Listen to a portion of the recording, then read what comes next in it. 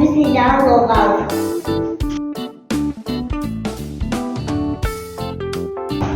Danışarkən fikrimizi düzgün və dəqiq çatdırmaq üçün intonasiyadan istifadə edirik. Tək tonumuzu dəyişirik, sözlər cümlələrin arasında pauza veririk. Yazıda isə bu funksiya durğu işarələrini yerinə yetirilir. Durğu işarələrin mətninin daha asan qavranılmasına kömək edir. Cümlə yazarkən durğu işarələrindən istifadə edirik. Günlərin bir günündə A hərəfi üstündə durdu ayağa, müdafiə üstürdü, ura. Səsə ayrılan sonra soruşdu dedi.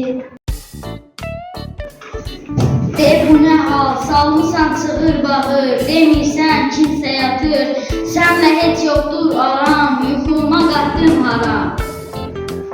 İddia güzgü əzidir. Dinlə sənindir sözün, yuxumda gördüm ki, mən hamımızdan vacibəmizə, çünki bəzi xəbər olsun nə gəlsin.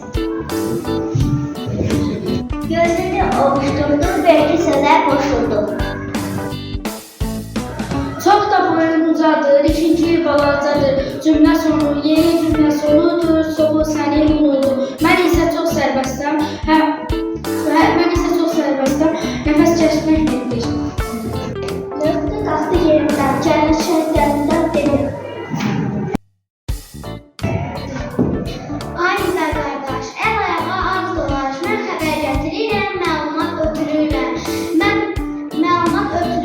Arzu, xahiş, məsləhət, əmr ya da nəsihət, mən olmasam ötüşmür, nida heç yada düşmür. Hər cümlənin sonunda mən gəlirəm, aynı da, sənin dediyin ancaq rüyalarda qalacaq. Bildiğin sözlerin sonunda nida işarəsi qoyulur.